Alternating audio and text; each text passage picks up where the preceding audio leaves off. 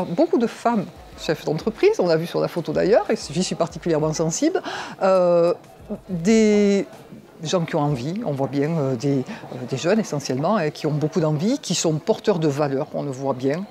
C'est pas que le prix innovation sociétale qui est porteur de valeurs, à travers toutes les expériences ou le parcours qui nous décrivent, c'est vraiment un cru. Enfin, moi j'y suis encore, j'étais attachée l'année dernière, cette année encore beaucoup d'attachement, et on voit bien que tous les membres du jury sont dans le même cas. Donc vraiment, je pense un très bon cru 2019. J'ai gagné aujourd'hui le trophée Microfinance Success avec un prix de 2 000 € et ça représente des opportunités de développement forcément pour la boutique. Et au-delà de ça, ça représente une valorisation et une gratification qui est toujours très, très agréable à recevoir en tant qu'entrepreneur.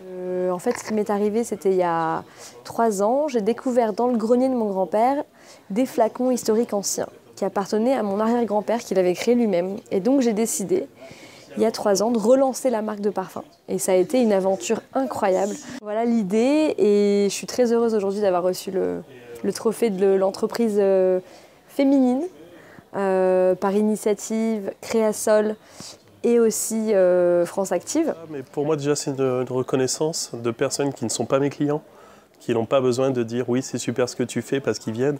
C'est des gens qui sont externes, qui sont pas forts, qui sont on va dire en milieu urbain et non rural, donc qui ont une approche tout à fait différente, et des professionnels, puisque avec toutes ces structures, Créasol, la Chambre des métiers, tout ça, c'est des gens qui ont l'habitude de voir des créateurs d'entreprises, d'étudier des dossiers, de ressentir les choses, et d'avoir une reconnaissance de la part de tout cet ensemble, c'est fort, c'est très fort. Nous avons créé Ondéka-Série il y a 4 ans maintenant.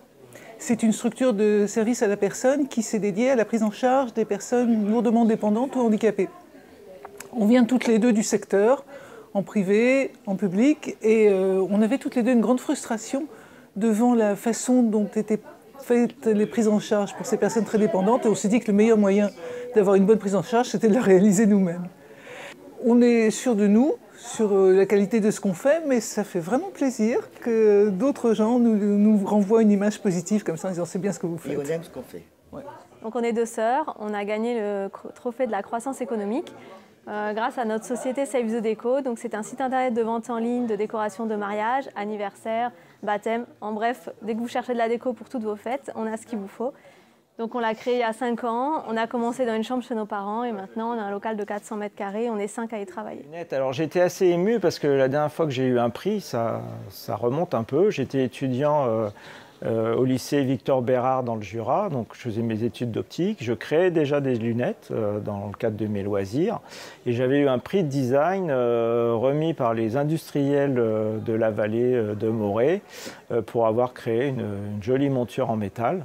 Donc voilà, c'est il y a quelques années et en fait je suis revenu à mes premières amours en créant cet atelier de création de lunettes dans le village du Canet, juste à côté de Cannes.